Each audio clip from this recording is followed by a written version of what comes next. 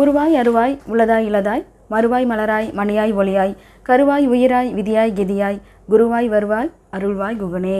என் குருநாதருடைய குருவருளாலும் முருகப்பெருமானுடைய திருவருளாலும் உங்கள் எல்லாரையும் சந்திக்கிறதுல சந்தோஷம். அடியேன் சிவபிரதீபா. எல்லோரும் இன்புற்று இருக்க இறைவனை பிரார்த்திக்கிறேன். இன்றைக்கி நம்ம பார்க்க போகிறது ஒரு அழகான பலன் தரக்கூடிய திருப்புகளை தான். இந்த பாட்டு எல்லோரும் கேட்ட பாடலாக இருக்கும். ஆனால் அதனுடைய அர்த்தம் தெரிஞ்சு நம்ம படிச்சிருப்போமா அப்படின்னு கேட்டால் அது தெரியாது.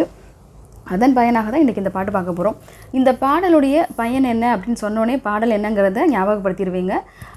பாடலுடைய பயன் அப்படின்னு பார்த்தோம், பலன் அப்படின்னு பார்த்தோம் அப்படின்னா அழகான ஒரு வீடு அமைய, சொந்த வீடு அமைய அப்படின்றது தான் இதுக்கான பலனாக கொடுக்கப்பட்டிருக்கு. எல்லாருமே ஞாபகப்படுத்தியிருப்பீங்க. அண்டர்பதி குடியேற அப்படிங்கிறது தான். ஒரு சொந்த வீடு வாங்கிறது ஃபினான்ஷியலாக இருக்கக்கூடிய ஒரு விஷயமா அப்படின்னு கேட்டேன். அதாவது பொருள் சார்ந்த விஷயமா, என் கையில் பணம் இருக்குது, பொருள் இருக்கும் போது என்னால் ஒரு வீடு வாங்கிட முடியுமா, ஒரு சொந்த வீடாக நான் வாங்கிக்க முடியும் அப்படின்னா கண்டிப்பாக ஒரு வீடு அமையணும். நமக்கான ஒரு வீடு, ஒரு சொந்த வீடு அமையணுங்கிறது பொருள் சார்ந்த விஷயம் மாத்திரமே இல்லை அப்படிங்கிறது தான் இந்த பாட்டு நமக்கு சொல்ல வருது. அப்போது பொருள் மாத்திரம் பத்தாது, வேறு என்னெல்லாம் வேணும் என்ன இருந்தால் எனக்கான வீடுகள் எனக்கான சொந்த வீடு அமையும் அப்படிங்கிறது தான் நமக்கு இங்கே தெளிவுபடுத்துகிறாங்க. முன்னாடி இதை ஒரு சின்ன விளக்கம் பார்த்துட்டு அதன் பிறகாக நம்ம அந்த பாட்டுக்கு போனோன்னா எளிமையாக இருக்கும்னு நினைக்கிறேன். இப்போ எல்லாருக்கிட்டையும் ஒரு கேள்வி தான். ஒரு வீடு வாங்கணும்னு வைங்களேன், ஒரு வீடு உங்களுக்கான ஒரு சொந்த வீடு நீங்கள் பார்க்குறீங்க, பணம் இருக்குது, நிறையவே பணம் வச்சுருக்கோம், அந்த பணத்தை கொடுத்து ஒரு இடத்த வாங்குகிறோம், அதாவது ஒரு இடமாக நம்ம வாங்குகிறோம் அப்படின்னு வைங்களேன். முதல்ல நம்ம என்ன செய்வோம், அதுக்கான மனப்பூஜை போட ஆரம்பிப்போம். எத்தனை பேருக்கு இந்த மனப்பூஜை போட்டு அதை பணம் கொடுத்து ரிஜிஸ்ட்ரேஷன் முடித்து எல்லாம் பண்ணி அந்த இடம் கைக்கு வந்த பிறகாக செய்யக்கூடிய மனப்பூஜை இல்லையா? ஒரு வீடு கட்டுறதுக்காக நம்ம ஏற்பாடு செய்யக்கூடிய அந்த மனப்பூஜை. இந்த மனப்பூஜையோடையே நின்று போன வீடுகள் எத்தனை இருக்குது யோசிச்சு பாருங்கள். உங்களுக்கும் நிறைய பேருக்கு இந்த அனுபவங்கள் இருக்கும், நிறைய பேர் பார்த்தும் இருப்பீங்க இல்லையா? அப்போது நமக்கான வீடு, என்கிட்ட காசு இருக்குது, பொருள் இருக்குது, நான் கொடுத்து ஒரு இடத்த வாங்குகிறேன், ஆனால் அது மனப்பூஜையோடையே நின்று போச்சு. அதுக்கு அடுத்ததாக மனப்பூஜை போட்டோம், அஸ்திவாரமும் எடுத்துட்டோம், ஆனால் அதோடு நின்று போச்சு. அதன் பிறகு எங்களால் அதை மேற்கொண்டு எடுக்கவே முடியலை. அதுக்கு அடுத்ததாக சிவரெல்லாம் எழுப்பியாச்சு, மேலே நாங்கள் ரூஃப் போட்டுட்டோம், ஆனால் ரூஃப் போட்டதுக்கு அப்புறமாக வீட்டில் இருக்கக்கூடிய பிரச்சனைகள், சண்டைகள், ஏதோ ஒரு பிரச்சனை மேற்கொண்டு எங்களால், இல்லை பொருளாதார பிரச்சனையாக இருக்கட்டுமே, மேற்கொண்டு எங்களால் அந்த வீடை எழுப்ப முடியலை. அந்த வீட்டுக்கு எங்களால் இடம்பெயர்ந்து எங்களோட வீட்டில், எங்களோட சொந்த வீட்டில் எங்களால் போக முடியலை. அதையும் தாண்டி இந்த வீடு முழுசாக கட்டி முடிச்சாச்சு, கிரகப்பிரவேசமும் பண்ணிட்டோம். ஆனால் நான் வாடகை வீட்டில் இருந்தப்போ கூட ரொம்ப சந்தோஷமாக இருந்தேங்க. என்றைக்கு சொந்த வீட்டுக்கு வந்தேனோ அன்றைக்கி என்னோடய நிம்மதியே போயிடுச்சு. ஒரு நாள் கூட நிம்மதியாக எங்களோட பொழுது போயிருக்கா அப்படின்னு கேட்டால், அப்படி நாங்கள் யாருமே நிம்மதியாக எங்களோட வீட்டில் இருக்க முடியலை அப்படின்ற வார்த்தை எத்தனை பேருக்கிட்டேருந்து வருது இல்லையா? அப்போது பொருள் இருந்து எல்லாமே செஞ்சு கிரகப்பிரவேசம் வரைக்கும் பண்ணதுக்கப்புறம் கூட அந்த வீட்டில் நமக்கு என்ன வேணும்னு சொல்லியிருக்காங்கன்னு ஒரு விஷயம் இருக்குது இல்லையா? அப்போது எனக்கான ஒரு சொந்த இடம் அமையணும், அந்த இடத்துல அழகாக ஒரு வீடு அமையணும். அந்த வீடு அமைஞ்சதுக்கு அப்புறமாகவும் எனக்கு எப்படி இருக்கணும், நிறைவாகவும் நிம்மதியாகவும், இது கண்டிப்பாக சொல்கிற ஒரு கோடிட்டு படிக்கக்கூடிய வார்த்தையாக எடுத்துக்கோங்க.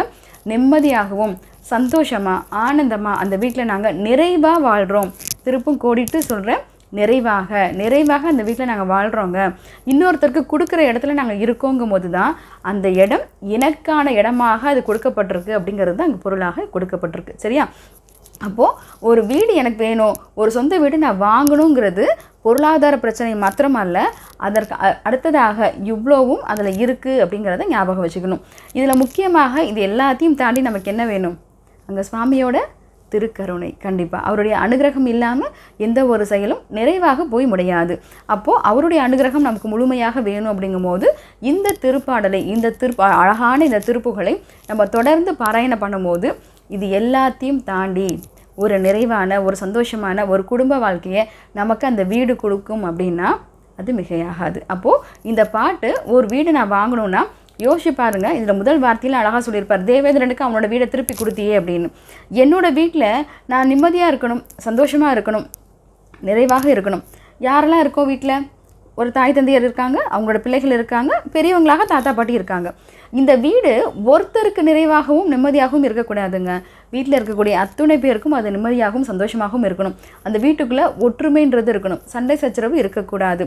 அதுக்காக சண்டையே வராதா, அப்படி ஒரு சுவாமி ஒரு வீடு எனக்கு கொடுத்துட்டா அங்கே பிரச்சனைகளே இருக்காதான்னு கேட்டால் அப்படி இல்லை.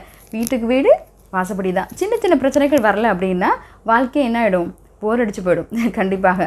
அப்போ சின்ன சின்ன பிரச்சனைகள் இருக்கணும், அதையும் தாண்டி அங்கே நான் ஜெயிக்கிறேன் அப்படிங்கும் போது தான் வாழ்க்கை சுவாரஸ்யமாக இருக்கணும். அந்த சுவாரஸ்யமான வாழ்க்கையை அனுபவிக்கவும் பழகிக்கணும். சரியா? இப்போ நம்ம இங்கே தெரிஞ்சுக்க வேண்டிய விஷயங்கள் என்ன அப்படின்னா, எனக்கான ஒரு வீடு அமையும் போது அந்த வீடு நான் வெளியில் இருக்கும்போது எனக்கு எவ்வளவோ பிரச்சனைகள் இருந்தாலும் என்னோடய வீட்டுக்கு நான் வந்து படுத்துட்டேன்னா நிம்மதியான உறக்கம் எனக்கு இருக்குங்கிறதே மிகப்பெரிய பாக்கியம். அப்படி ஒரு பாக்கியத்தை கண்டிப்பாக இந்த பாட்டு நமக்கு கொடுக்கும். அதே போல் எத்தனை பேர் எனக்கு வெளியில் சப்போர்ட் பண்ணாலும், என்னை சுற்றி இருக்கக்கூடிய நண்பர்கள், உற்றார் உறவினர், இப்படி எத்தனையோ பேர் வெளியிலேருந்து சப்போர்ட் பண்ணுறதை விட என்னோடய வீட்டில் என்னோடய மனைவியோ கணவனோ என்னோடய குழந்தைகளோ என்னோடய தாய் தந்தையரோ எனக்கான சப்போர்ட்டாக எனக்கு வீட்டில் இருக்காங்க, ஒரு ஊன்றுகோலாக ஒரு துணையாக எனக்கு நிற்கிறாங்கும் போது என் மனசுக்குள்ளே வர சந்தோஷம் எப்படி இருக்கும், எதுவாக இருந்தாலும் பார்த்துக்கலாங்கிற ஒரு தைரியம் மனசில் ஆட்டோமேட்டிக்காக வரும் இல்லையா? அப்போ தன்னை போல் அந்த தைரியம் வரும் அப்படின்னாலும் அதுக்கும் ஒரு வீட்டினுடைய அமைப்பு ரொம்ப ரொம்ப முக்கியம். அதே போல் ஒரு கணவன் கணவனாக இருக்கணும், ஒரு மனைவி ஒரு மனைவியாக இருக்கணும், குழந்தைகளும் நல்ல ஒழுக்கத்தோடு இருக்கக்கூடிய ஒரு குழந்தைகளாக வளருங்கும் போது இது எல்லாத்துக்குமே அந்த வீட்டினுடைய சூழ்நிலைங்கிறது ரொம்ப ரொம்ப முக்கியமாக சொல்லப்பட்டிருக்கு. இது எல்லாத்தையுமே இப்போ நான் சொல்லிட்டு வந்தேன் பார்த்தீங்களா, இது எல்லாத்தையுமே ஒரு தடைகளாக இருந்து அது நிவர்த்தியும் சரி, அதன் பிறகாக எனக்கு கிடைக்கக்கூடிய அந்த வீடுங்கிறது எனக்கு நிறைவாக, அதன் பிறகாக நான் சொன்ன அத்தனை விஷயங்களும் எனக்கு கிடைக்கணும் அப்படின்ற ஒரு சந்தோஷமான நிகழ்வு எப்போதுமே என்னோடய வாழ்க்கையில் இருக்கணும் அப்படின்னா இந்த அழகான திருப்பாடலை தொடர்ந்து பாராயணம் பண்ணணும். பாராயணம் பண்ணுற அந்த ப்ராசஸ் அது எப்படி பண்ணணுன்றதை நான் ஏற்கனவே பதிவு பண்ணியிருக்கேன், அந்த வீடியோ பார்த்து தெரிஞ்சுக்கோங்க. சரியா? இப்போ நம்ம பாட்டுக்கு போகலாம்.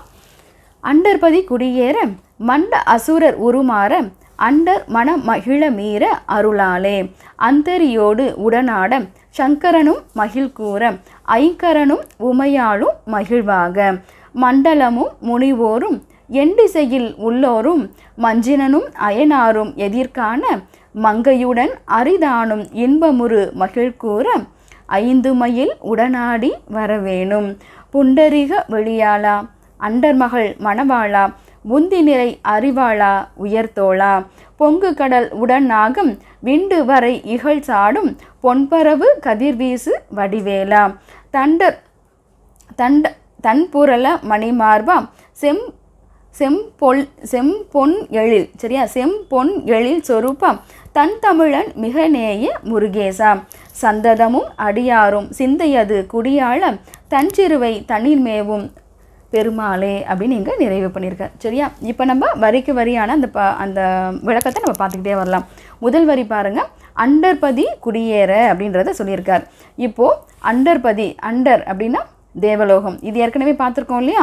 அப்போ தேவலோகத்தில் இருக்கக்கூடிய அந்த தேவேந்திரன் தன் அண்டர்பதி, அண்டர் அப்படிங்கும் போது தேவர்கள், தேவருக்கு பதியாக இருக்கக்கூடிய தேவேந்திரன். சரி, அப்போ இந்திரனை இங்கே சொல்கிறார். குடி ஏறும்படியாக செய்த மிகப்பெரிய கருணை யாருக்கிட்டேருந்து கிடைச்சது அப்படின்னா முருகப்பெருமானுக்கிட்டேருந்து கிடைச்சதுங்கிறது தான் இங்கே முதல் வார்த்தையிலே சொல்கிறார். எல்லாருக்கும் மிகப்பெரிய தேவலோகத்தினுடைய தலைவனாக இருக்கக்கூடிய இந்திரன்.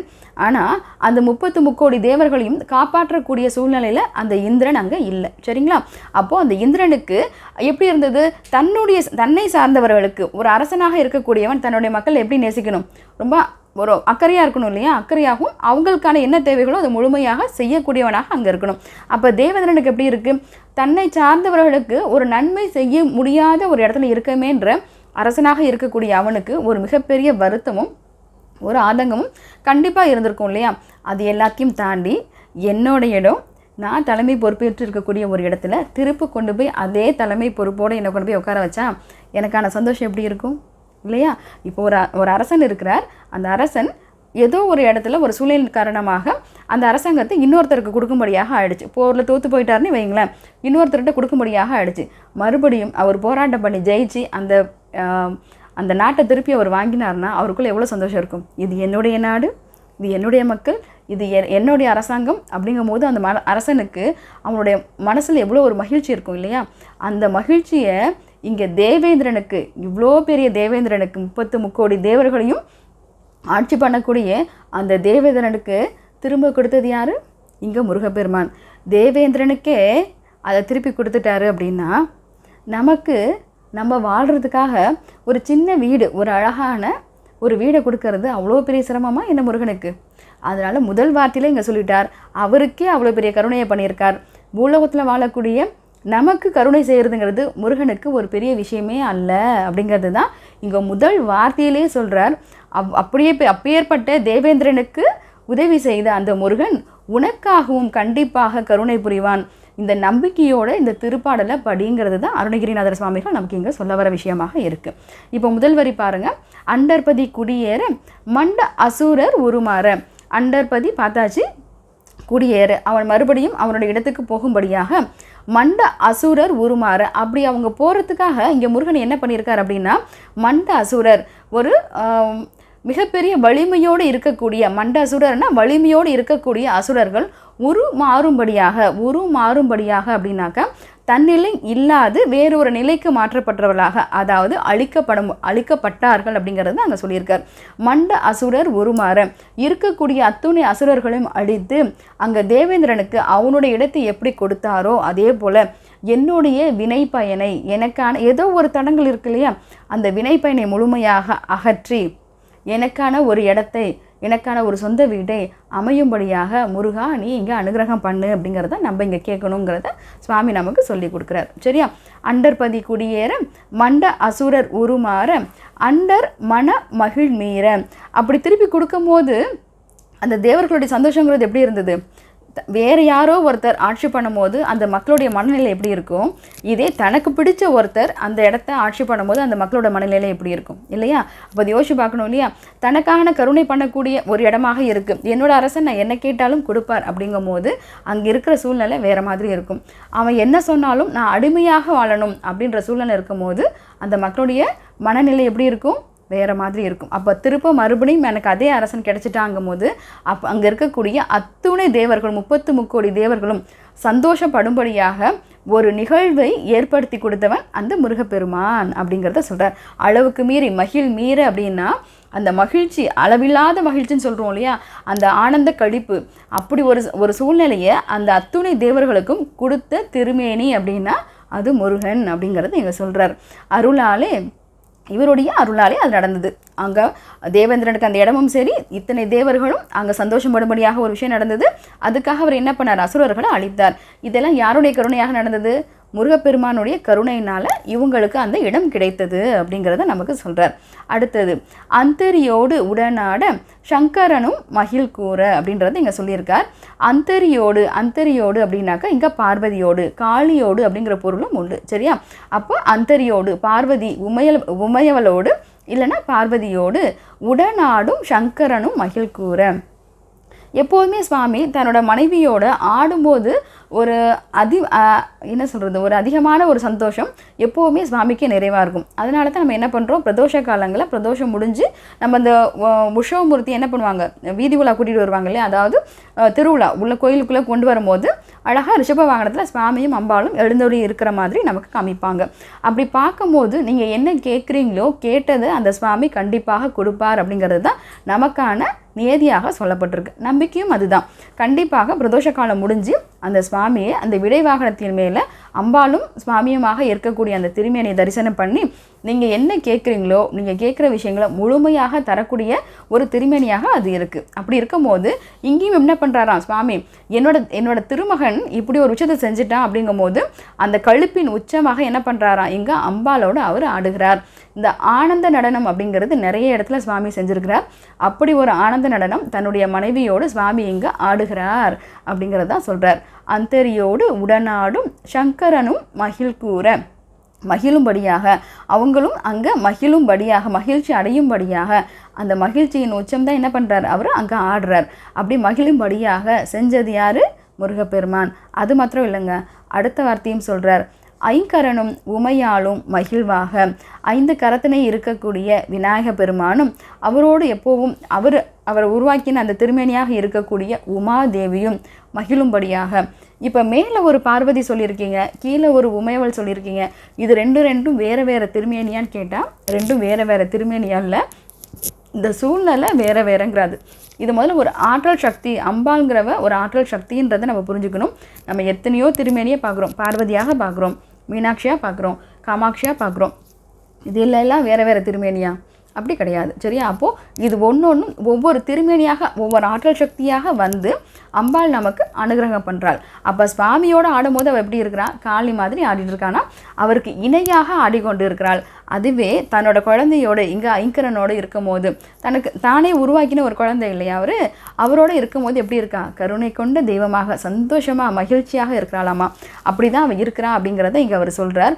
ஐங்கரனும் உமையாலும் மகிழ்வாக, அவங்களும் சந்தோஷமாக முருகனை பார்த்துட்டு இருக்காங்களாம்.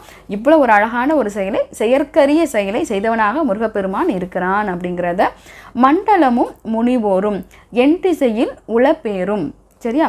மண்டலமும் முனிவோரும், மண்டலம் அப்படின்னா இந்த பூலோகத்தில் உள்ளவர்களும், முனிவோரும் அத்துணை முனிவர்களும், என் திசையில் உளப்பேரும் 8 திசைகளிலும் உள்ள அத்துணை பேர்களும், மஞ்சுனனும் அயனானும் எதிர்காண. அயனாரும் எதிர்காண. மஞ்சுனன் அப்படின்னாக்கா இந்திரனுங்கிறத பொருள். மஞ்சுனனும் அயனாரும்னா பிரம்மனும். மஞ்சுனனும் அயனாரும் எதிர்காண. இங்கே இந்திரனும் பிரம்மனும் எதிர்காணும்படியாக முருகனை எதிர்பார்த்து காத்து கொண்டிருக்கிறார்கள் அப்படிங்கிறத இங்கே சொல்கிறாங்க. ஏன்னா வெற்றியின் உச்சம் இல்லையா, வெற்றி பெற்ற ஒரு திருமேனி அவரை வரவேற்கிறதுக்காக எல்லாரும் அங்கே காத்து கொண்டு இருக்கிறார்கள். மங்கையுடன் அரிதானும் இன்பமுற மகிழ் கூற. மங்கையுடன் அரிதானும் மகாலட்சுமியோடு அரின்னு சொல்லக்கூடிய அந்த விஷ்ணுவும் இன்பமுறும்படியாக, இன்பமுற்று அவருக்கும் அந்த அளவுக்கு மீறியே அந்த சந்தோஷம் இருக்காம், மகிழ் கூறும்படியாக, ரொம்ப சந்தோஷப்படும்படியாக. மங்கையுடன் அரிதானும் இன்பமுற மகிழ் கூற 5 மயில் உடனாடி வர வேண்டும். இவ்வளோ பேரும் சந்தோஷமாக இருக்கிறாங்க, நானும் மகிழும்படியாக நீ என்ன பண்ணு, உன்னுடைய 5 மயில் கொண்டு உன்னை உடனாடி அதனோடு நீயும் ஆடி வரவேணும், நானும் உனக்காக காத்துட்ருக்கேன், எனக்காக நீ வா அப்படின்னு அருணகிரிநாதர் சொல்கிறார். சரியா? இப்போ முன்னாடியிலேருந்து பாருங்கள், ஒவ்வொருத்தரை யாரெல்லாம் முருகனுக்காக காத்துட்ருக்காங்கன்றதை சொல்கிறார். முருகன் வரத்துக்கு முன்னாடி யாரெல்லாம், அதாவது ஒரு சூழ்நிலை அப்படியே கற்பனை பண்ணிக்கோங்க, அவர் போரில் ஜெயிச்சு அந்த இடத்த திருப்பி இந்திரனுக்கு வாங்கி கொடுத்துட்டார் அப்படிங்கிற அந்த நியூஸ், அந்த இன்ஃபர்மேஷன் இங்கே வந்ததுக்கப்புறம் அவர் வெற்றி நடை போட்டு வரக்கூடிய அந்த திருமேனியை பாராட்டுறதுக்காகவும் சந்தோஷம், அவ்வளோ சந்தோஷம் எல்லாருக்கும் இருக்குது. அவரை வரவேற்கிறதுக்கு அத்தனை பேரும் அத்தனை சந்தோஷத்தோடு காத்துட்ருக்காங்கன்றது தான் இங்கே சொல்கிறார். அதில் யாரெல்லாம் இருக்காங்க? ஃபஸ்ட்டு அந்தரியோடு காளியோடு ஆடக்கூடிய சங்கரன், அடுத்தது ஐங்கரன்னு சொல்லக்கூடிய விநாயகரோடு இருக்கக்கூடிய உமையவள், அடுத்தது இருக்கக்கூடிய பூலோகத்தில் இருக்கக்கூடிய அத்துணை பேரும், அடுத்தது முனிவர்களும், அதுக்கப்புறமாக 8 திசையிலும் உள்ளவர்களும், இன்னும் யாரெல்லாம் என்னென்ன திசையில் எங்கெல்லாம் இருக்கிறாங்களோ அத்துணை பேரும் மகிழும்படியாகவும், அதையும் தாண்டி மஞ்சுனனும் இந்திரனும் பிரம்மனும் அவங்களை எதிர்பார்த்துட்டு காத்து கொண்டிருக்கிறார்கள். அவங்க மாத்திரம் இல்லைங்க, அவருக்கு ரொம்ப பிரியமான அத்தை மாமா இருக்காங்க இல்லையா, மாமனும் மாமியாரும், அது யார் 2 பேர்? மகாலட்சுமியும் பெருமாளும். அவங்க 2 பேரும் என்ன பண்ணுறாங்களாம், தன்னுடைய மருமகன் ஜெயிச்சுட்டாங்கும்போது மனசுக்குள்ளே ஒரு அதீதமான சந்தோஷம் இருக்கும் இல்லையா, அப்படி சந்தோஷமாக எல்லாரும் காத்துட்ருக்காங்க. முருகப்பெருமானே, நானும் உனக்காக தான் காத்து கொண்டு இருக்கிறேன், நீ என்ன பண்ணு, உன்னுடைய 5 மயில் ஏறி அந்த மயிலோடு ஆடிக்கொண்டு நீ வரதை பார்க்கறதுக்காக நானும் காத்து கொண்டு இருக்கிறேன் அப்படிங்கிறத அருணகிரிநாதர் எங்கே நிறைவே பண்ணுறார். இப்போ நம்ம அடுத்த பாட்டு போகலாமா? அடுத்த வரிகளுக்கு போகலாம். புண்டரிக விழியாளா அண்டர் மகள் மணவாளா புந்தி நிறை அறிவாளா உயர் தோளா அப்படின்னு இங்கே நிறைவு பண்ணியிருக்கார். புண்டரிக விழியாளா, அழகான தாமரை போன்ற கண்களை உடையவனே, தாமரை போன்ற அழகாக கண்களை உடையவனே இல்லை உடையவளே, அவள் யாருங்கிறத சொல்கிறார். அண்டர் மகள் மணவாளா, அப்படி அழகான விழிகளை, தாமரை போன்ற அழகான விழிகளை கொண்டவளுமாக இருக்கக்கூடிய அண்டர்கள், தேவர்களின் வளர்ப்பு மகளாக இருக்கக்கூடிய அந்த தேவ யானையின் மணவாளா, மணவாளனா தலைவனே, சரியா, மணமகனே இல்லை தலைவனே அப்படின்னு நம்ம இங்கே பொருள் எடுத்துக்கலாம். இப்போ பாருங்கள், புண்டரிக வெளியாளா அண்டர் மகள் மணவாளா, அங்கே தேவர்கள் வளர்த்த மகளாக இருக்கக்கூடிய தேவயானையின் மணவாளனே, முந்தி நிறை அறிவாளா உயர்த்தோளா, அறிவு நிறைந்த மெய் ஞானியே உயர்ந்த மெய் ஞானியாகவும் உயர்ந்த புஜங்களை உடையவனாகவும் இருக்கக்கூடிய முருகப்பெருமான் அப்படின்றது இங்கே நிறைவு பண்ணியிருக்கார். இப்போ பாருங்கள், அறிவு நிறைந்தவனாக, நீ வீரத்தில் மட்டும் சிறந்தவனாக இல்லை, இதையும் இங்கே பொருள்படுத்துகிறார் சுவாமி. இங்கே நமக்கு முருகப்பெருமான் எப்படி இருக்கிறார், இவ்வளோ ஒரு செய்ய முடியாத செயற்கரிய விஷயத்தை செஞ்சுட்டு வந்திருக்க ஒரு திருமேனி அப்படின்னா வீரம் மாத்திரம் இல்லைங்க, அந்த ஞானத்திலையும் சிறந்தவனாக அவனே இருக்கிறான். அப்படிங்கிறதுக்காக தான் அடுத்த வழியில் இங்கே என்ன சொல்லிட்டார், புந்தி நிறை அறிவாளா உயர்த்தோலா. அந்த புஜங்கள் வந்து உன்னோட அழகான அந்த புஜங்கள் இருக்கே, அந்த புஜங்கள் ஒரு வீரன் அப்படிங்கும் போது அவனோட புஜங்கள் எப்படி இருக்கணும், திரண்டு பருத்த தோளாக இருக்குன்னு சொல்லுவோம் இல்லையா, அதே போல் இங்கே முருகனுடைய தோள்கள் அழகான பருத்த ஒரு தோள்களாக இருக்குது, புஜங்களாக இருக்குது. அதனால் அவன் வீரன் மட்டும்தானா அப்படின்னா அப்படி இல்லை, புத்தி நிறை அறிவாளா. இருக்கக்கூடிய அத்துணை ஞானிகர்களுக்கும் மிகப்பெரிய ஞானியாக இருக்கக்கூடியவன் யாருன்னா அதுவும் அந்த முருகனே. அதுலேயும் அவனை வல்ல யாரும் இல்லை, வல்லவர்கள் அவனை வெல்பவர்கள் யாரும் இல்லை அப்படிங்கிறது தான் இங்கே நமக்கு அருணகிரிநாதர் சொல்ல வரார். சரிங்களா? இப்போ அந்த வரி நம்ம பார்த்துட்டோம். முந்தி நிறை அறிவாளா உயர்த்தோலா, அழகான புஜங்களை கொண்டவனாக இருக்கக்கூடிய முருகப்பெருமான், வீரத்தின் அடையாளமாக இருக்கக்கூடிய அந்த அழகான புஜங்கள். அடுத்தது பாருங்கள், பொங்கு கடலுடன் நாகவிண்டு, பொங்கி வரக்கூடிய அந்த கடலையும். ஏற்கனவே நம்ம இதை நிறைய பார்த்துக்கிட்டே இருக்கோம். சுவாமி அவருடைய திருவேல் கொண்டு என்ன பண்ணார், அந்த கடலை அழகாக வற்ற செய்து அங்கே மறைஞ்சிருந்தான் இல்லையா அசுரன், அந்த அசுரனை ரெண்டாக, மாமரமாக இருந்த அந்த அசுரனை இரண்டாக பிளந்தார் அப்படிங்கிறத நம்ம திரும்ப திரும்ப பார்த்துக்கிட்டே இருக்கோம். அதை தான் இங்கேயும் சொல்ல வரார். பொங்கி வரக்கூடிய அந்த கடலோட கிரௌஞ்சகிரி மலையையும், நாகவிண்டு அப்படின்னா கிரௌஞ்சகிரி அந்த மலையையும் பிளவு செய்யறதுக்காக நீ எதை பயன்படுத்தின அப்படின்னா வரை இகழ்சாடு, 7 மலைகளை வரை இகழ்சாடு அப்படின்னா 7 மலைகளுடைய வலிமை எவ்வளவோ அந்த வலிமையோடு இருக்கக்கூடிய அந்த வேலுன்னு சொல்கிறார். அந்த வேல் இங்கேருந்து போய் அந்த கிரௌஞ்சகிரி மலையை தூள் தூளாக ஆக்குனுச்சு. நம்ம ஏற்கனவே பதிவுகளில் பார்த்துருக்கோம் இல்லையா? அப்படி தூள் தூளாக ஆகும்போது அந்த வேல் இங்கேருந்து போகும்போது எவ்வளோ வலிமையோடு போணுச்சா, 7 மலைகள் சேர்ந்து இங்கேருந்து போனால் அதனுடைய வேகமும் வலிமையும் எவ்வளோ இருக்குமோ அவ்வளோ வலிமையோடு போணுச்சு இந்த வடிவேலு அப்படின்றதான் சொல்கிறார். திருப்ப பாருங்கள், பொங்கு கடல் சரியா, பொங்கு கடல் உடனாகும் விண்டு வரை இகழ்சாடும் பொன்பரவு கதிர்வீசு வடிவேலா அப்படின்னு சொல்லியிருக்கார். பொன்பரவு கதிர்வீசு வடிவேலா, அப்படி பொன் ஒளியோடு இருக்கக்கூடிய அந்த வலிமை பொருந்திய மிக மிக வலிமை பொருந்திய அந்த வடிவேல் எப்படி இருக்குதாமா, ஏற்கனவே சொல்லி நிறையா பார்த்துட்டோம். 1000 சூரிய கோடி பிரகாசம் இருக்கக்கூடியதாக அந்த வேல் இருந்தது. அவ்வளோ வெப்பமும் இருந்தது, அவ்வளவு ஆற்றல் சக்தியும் கொண்டதாக இருந்ததுங்கிறது ஏற்கனவே பார்த்துருக்கோம் இல்லையா? வேல் வகுப்பில் நம்ம பார்த்துருக்கோம், ஞாபகப்படுத்திக்கோங்க. இப்போ பொன் பறவு அதே தான் திருப்ப சொல்கிறார். பொன் ஒளியை பரப்பும்படியாக அது வலிமை மட்டும்தான் இருந்துச்சு. 7 மலைகள் போல் அதுக்கு வலிமை மட்டும்தான் இருந்துச்சான்னு கேட்டால் வலிமை மட்டும் இல்லைங்க, அழகான பிரகாசத்தோடு தான் அது இங்கேருந்து போணுச்சுங்கிறது தான் நமக்கு அடுத்த வரியில் சொல்கிறார். பொன்பரவு கதிர்வீசு வடிவேலா, அழகான பொன் ஒளியை பரப்பக்கூடிய வீசக்கூடிய அந்த கதிர்வேலை, அந்த வடிவேலை கையில் ஏந்தி இருக்கக்கூடிய முருகப்பெருமானே. யோசிச்சு பாருங்கள், ஒரு விஷயத்தை ஹேண்டில் பண்ணும் அப்படின்னா அதுக்கு வலிமை இருக்கணும் இல்லையா? எல்லாரும் என்ஃபீல்டு வண்டியை ஓட்ட முடியாது. ஒரு ஒல்லியாக ரொம்ப குச்சி போல் இருக்கக்கூடிய ஒரு 40 கிலோ வெயிட் இருக்கிற ஒருத்தர் அந்த என்ஃபீல்டு ஓட்டிடுவாரா, நகர்த்த முடியுமான்னு கேட்டால் கஷ்டம். அதுவே வலிமையாக இருக்கக்கூடிய ஒருத்தராக இருந்தால் அது எடுக்கிறதோ இல்லை அது ஓட்டும் போதோ பார்க்குறதுக்கு எப்படி இருக்கும், ரொம்ப அழகாக இருக்கும் இல்லையா? அப்போது யார் எதை ஓட்டும் அதுக்கான வலிமைன்னு ஒன்று இருக்குது. யோசிச்சு பாருங்கள், 1000 கோடி பிரகாசம் இருக்கக்கூடிய வெப்பம் தாங்கிய ஆற்றல் சக்தி உள்ள அந்த வேலை முருகன் கையில் ரொம்ப அசால்ட்டாக வச்சுருக்கிறார் அப்படின்னா எவ்வளோ ஆற்றல் சக்தி முருகனுக்கு இருக்கணும். அதை தான் திருப்பியும் இங்கே நமக்கு பொருள்படுத்துகிறாங்க. சரியா? இதையும் நம்ம ஞாபகம் வச்சுக்கணும். முருகன் வேற அல்ல, வேல் வேற இல்லைங்கிறத நம்ம நிறைய தடவை பார்த்துட்டோம். இருந்தாலுமே அதையும் கையில் அதை கையில் வச்சுருக்கார், அதை தாங்கி இருக்கிறார், தான் சொல்கிறத அது கேட்குது, அந்த வேல் கேட்கும் அப்படின்னா அதுக்கு எவ்வளோ வலிமை முருகனுக்கு இருக்குங்கிறத யோசிச்சு பார்க்கணும். சரியா? அப்போ அத்தனை வலிமை மிக்கவனாக நீ இருக்கிற, உனக்கு எனக்கான ஒரு வீடு அமைச்சு கொடுக்குறது என்ன அவ்வளோ பெரிய விஷயமாங்கிறதுக்காக தான் இத்தனை வரிகளும் சுவாமிங்க திருப்பி நமக்கு ரிப்பீட்டடாக சொல்லிக்கிட்டே இருக்கார். சரியா?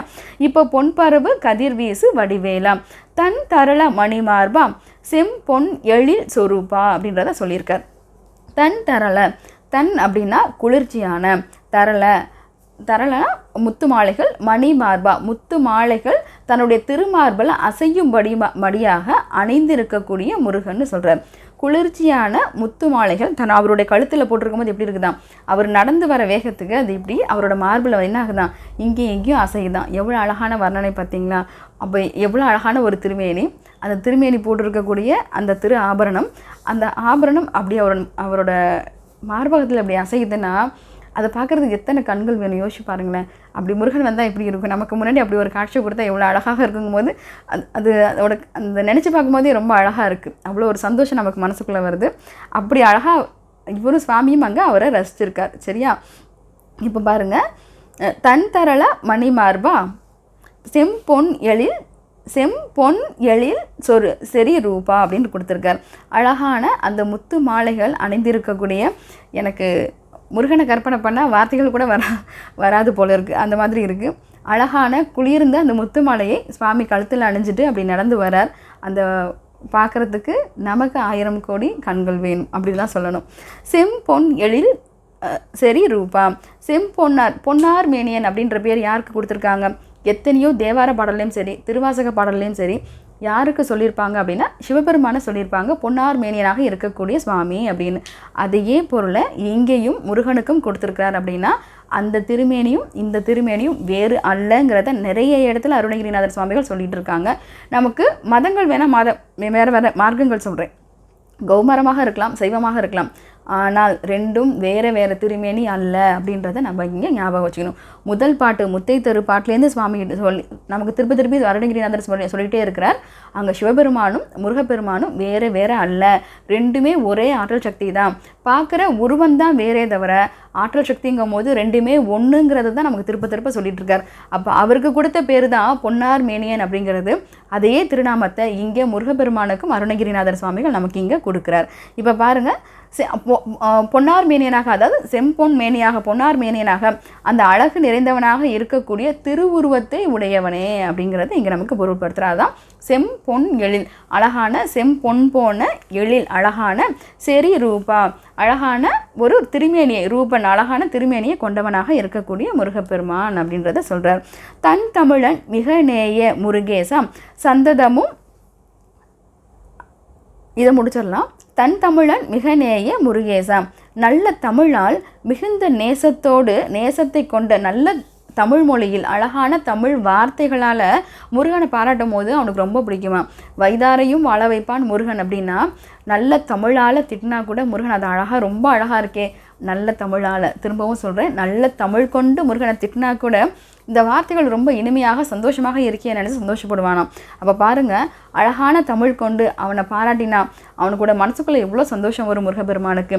தமிழ் மீது நேயம் கொண்டவன், தமிழ் மீது ஆசை கொண்டவன் முருகப்பெருமான். அதனால தான் என்ன சொல்கிறோம், தமிழ் கடவுள் முருகன்னு நம்ம சொல்கிறோம். அப்படி தமிழ் மீது அதிக நேசத்தை கொண்டவனாக இருக்கக்கூடிய முருகப்பெருமானே அப்படிங்கிறத நாங்கள் நிறைவு பண்ணியிருக்கார்.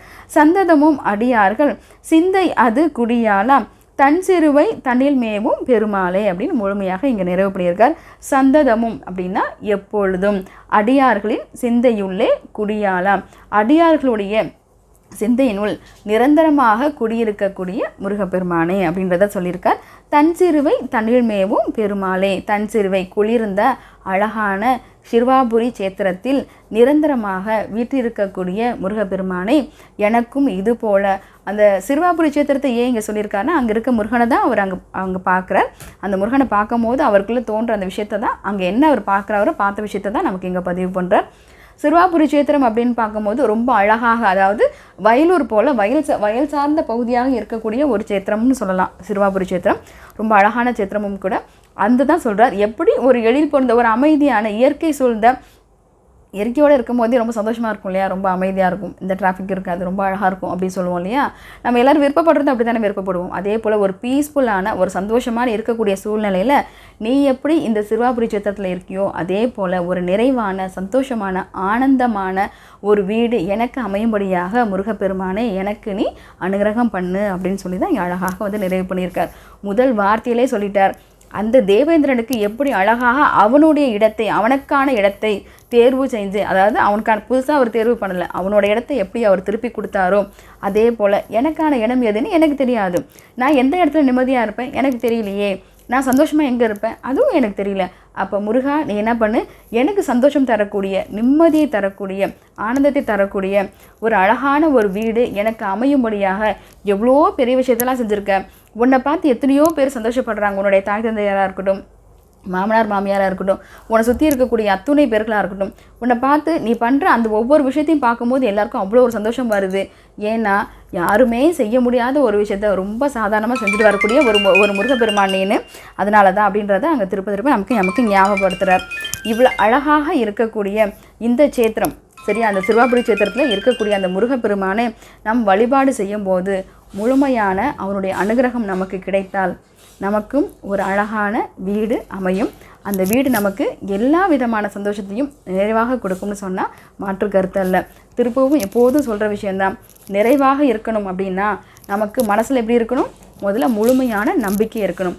அந்த நம்பிக்கையோட இப்போவும் படித்து பாருங்கள், உங்களுக்கான இடத்தை, உங்களுக்கான வீடை, ஒரு அழகான சேத்திரத்தை, அழகான சேத்திரம் நீங்கள் சொல்கிறது அழகான ஒரு வீடை தான் சொல்கிறேன், அந்த இடத்த உங்களுக்காக கண்டிப்பாக முருகப்பெருமான் குறையின்றி கருணையோடு கண்டிப்பாக வழங்குவான்னு சொன்னால் அதில் மாற்று கருத்து அல்ல.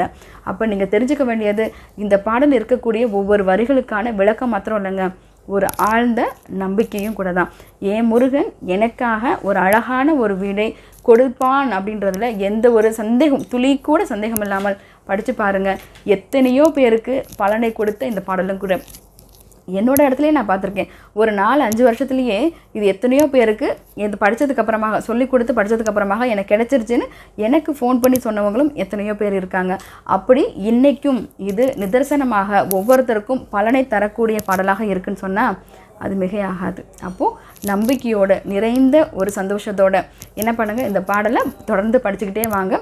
ஏற்கனவே சொன்ன விஷயந்தான், இந்த 48 நாள் படிக்கணும், நெய் தீபம் தான் போடணும். இப்படி போட்டு பாருங்கள், கண்டிப்பாக உங்கள் வாழ்க்கையிலும் ஒரு நிறைவான ஒரு சந்தோஷமான வாழ்க்கை அமையும்ன்றதில் மாற்று கருத்து வேண்டாம். தொடர்ந்து பயணிக்கலாம். சிவாய நம. திருச்சிற்றம்பலம்.